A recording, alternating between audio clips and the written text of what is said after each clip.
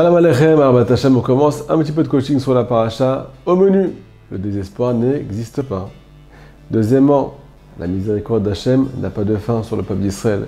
Troisièmement, on va relever la tête du juif qui s'est baissé après la faute.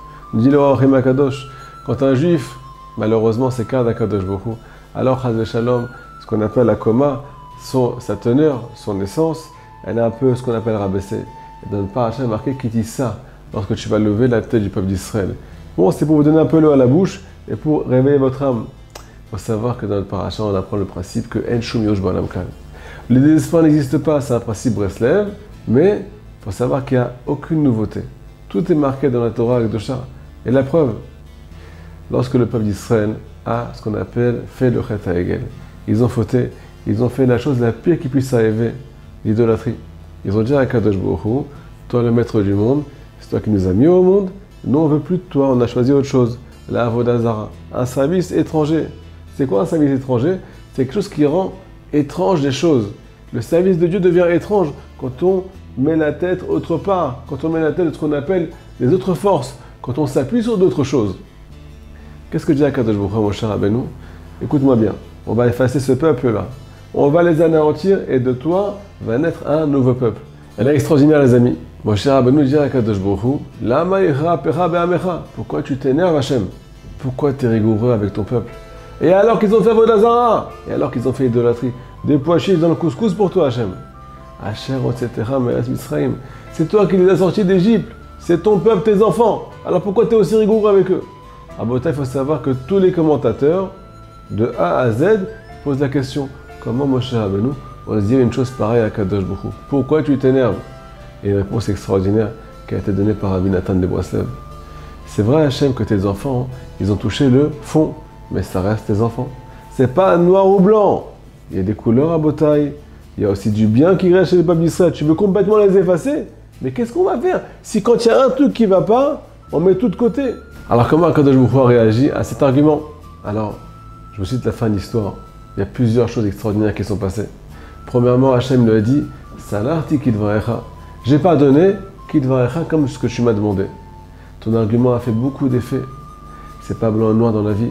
Il y a encore des Nekudot Tovot. Nous dit Rabbi Nathan de Breslev, vous savez ce qui s'est passé après l'argument de Moshe Rabbeinu, quand il a dit que c'est pas noir ou blanc. Alors, par la suite, Moshe a demandé à Kadosh Baruch Hu, Ar'enina et kevodecha, montre-moi ton honneur. C'est la suite de la paracha.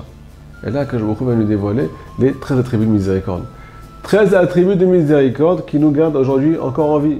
Quand un juif faute, quand un juif il se casse la figure et qu'il fait des choses les pires au monde, Rabotai, alors il y a marqué que les Yud Gimel Medot Shel Rachamim, elles viennent le sauver. Hachem dit, Hachem, je suis à Kadosh Baruch Hu avant la faute et je suis à Kadosh Baruch Hu après la faute. Je suis miséricordieux. Notzer Chesed, je viens garder, Notzer Chesed, le bien. Chesed, c'est ce qu'il y a de bon en toi. C'est vrai que tu t'es éloigné complètement, mais les 13 attributs de miséricorde viennent garder le bien qui est en toi. Notzer Chesed. Là, la film, me dit Rabbi Nachman de Breslev, même s'il y a des milliers de fautes, à la film, des milliers de fautes, je garde le bien. Alors pourquoi cette miséricorde non limite? Réponse toute simple. Chaque Kadosh Baruch Hu, les amis, un défaut ne peut pas effacer une qualité. Chez nous, oui, mais chez lui, non. Deuxièmement, une qualité, elle peut effacer tous les défauts. Où c'est marqué tout ça? Dans les 13 attributs de miséricorde. Notzer Chesed, Hachem conserve le bien. Il vient mettre le doigt sur le bien qui est en toi, il le conserve, il le met de côté. Et après, Nosé Avon, il vient supporter la faute. Et après, Vénaké, il vient l'effacer.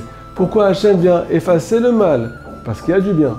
Me dit Rabbi Nachman de Breslev, on ne peut pas demander à un juif de faire teshuva si on ne sait pas le regarder, si on ne sait pas mettre le doigt sur ses qualités. C'est comme ça qu'Akadosh Baruch Hu a enseigné à Moshe Rabbeinu que En Shum Yush Ba'olam Klal.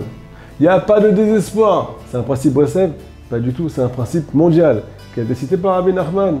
On ne peut pas se reconstruire, on ne peut pas renaître si on ne sait pas regarder et faire la part des choses. Notre paracha s'appelle Kitissa, les amis. Lorsque tu vas relever la tête du peuple d'Israël, c'est vrai qu'après avoir fauté, on a la tête qui est bas, mais les tzadikim viennent nous la relever. Shabbat Shalom.